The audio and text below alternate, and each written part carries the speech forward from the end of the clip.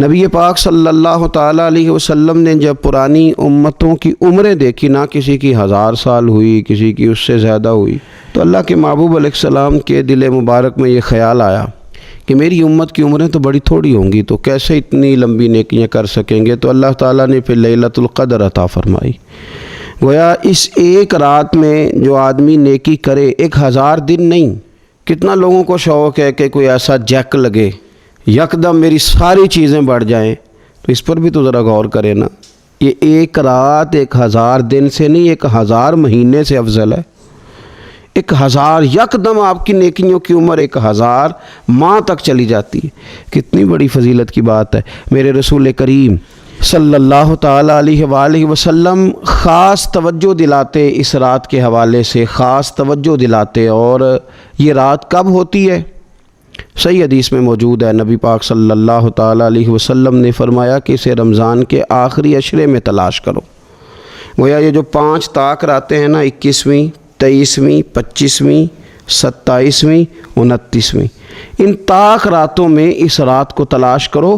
اس رات اللہ کے فرشتے نازل ہوتے ہیں، آسمان دنیا پر، زمین پر فرشتے اترتے ہیں۔ حضرت جبریل امین علیہ السلام انہیں لے کر کے آتے ہیں، اور فرشتے کیا کرتے ہیں کہ جو بندہ اس رات اللہ کی یاد میں موجود ہو، جو بندہ اللہ تبارک و تعالیٰ کے ذکر میں موجود ہو، جو بندہ اس دن اللہ تبارک و تعالیٰ کی بارگاہ میں کسی بھی طور پر حاضر ہو، فرشتے اس کے لیے دعائے مغفرت بھی کرتے ہیں اور رب کی بارگاہ میں التجائے رحمت بھی کرتے ہیں۔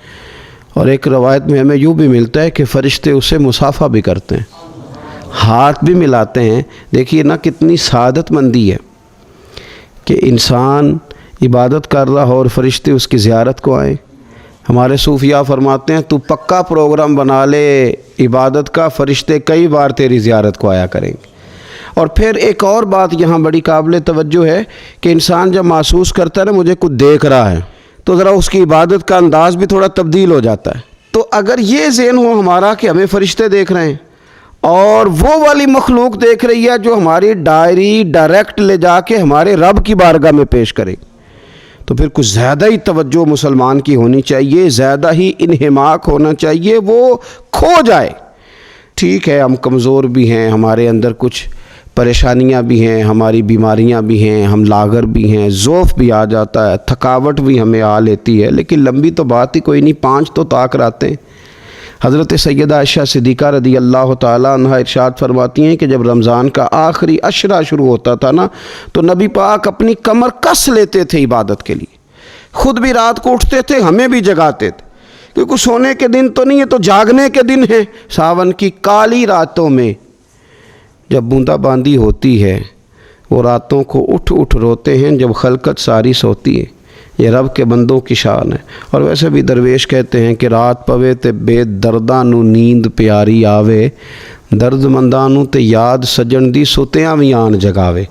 تو یہ وقت ہے خاص، اس خاص وقت اس بات کی طرف ضرور توجہ کرنی چاہیے۔ اور یہ جو کہا گیا نا کہ فرشتے نازل ہوتے ہیں بِإِذْنِ رَبِّهِمْ مِنْ كُلِّ أَمْرٍ، اللہ کے حکم سے آتے ہیں اور ہر کام کے لیے، ہر امر خیر کے لیے آتے ہیں۔ تو اس میں بھی ہمارے مفسرین نے لکھا ہے کہ وہ تمہارے لیے پورے سال کا فیصلہ کریں گے کہ تمہیں کیا دیا جائے گا، تم کیا حاصل کرو گے اللہ تبارک و تعالیٰ کی بارگاہ سے۔ تو اس کا معنی یہ ہوا کہ پھر تو یہ لینے کی رات ہے۔ ایسا نہ ہو کہ فرشتے آئے ہوں رب کی بارگاہ سے، یہ پیغام کرم ہو کہ دینا ہے اور لینے والے سو رہے ہوں، وہ آرام میں ہوں۔ تو یاد رکھیں خیرات اسی کے پیالے میں آتی ہے جس کا پیالہ سیدھا ہوتا ہے، اور اگر پیالہ ہی سیدھا نہ ہو تو خیرات پھر پیالے میں نہیں آیا کرتی۔ تو پھر اس کو جو کہا گیا نا کہ یہ سلامتی والی ہے، تو اس میں ایک اور بات بھی ہمارے پھر مفسرین نے لکھی ہے کہ اس رات شیطان تو ویسے ہی قید ہے، اس رات بندے کا نفس بھی نہیں اسے تنگ کرتا۔